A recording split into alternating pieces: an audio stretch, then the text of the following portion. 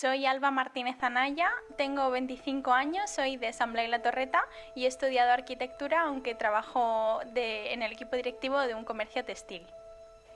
El nuevo calendario de fogueres me parece que al final se ha adaptado a la situación, me parece que va más acorde con el resto de nuestra comunidad y al final, como todo es adaptarse, pienso que el primer año va a ser un poquito más difícil, pero que con el tiempo iremos aprendiendo, como todo en los fogueres al final.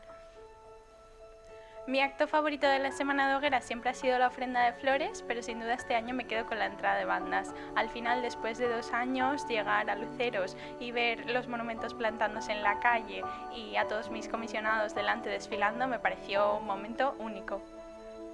Me parece que la fiesta tiene mucho futuro, creo que siempre lo ha tenido, pero creo que después de esta pandemia y de este tiempo ha demostrado que si ha sobrevivido a esto puede sobrevivir a cualquier cosa y que los fogueros han vuelto con muchas ganas y que de aquí pues solo puede ir para arriba. El año sin duda se lo dedico a mi padre porque pude comenzar con él, pero ya no puede estar con nosotros y al final todo lo que he hecho este año sé que me ha acompañado y me ha guiado el camino, y por supuesto también a mi comisión porque al final han sido los que han hecho posible que este año sea así de especial.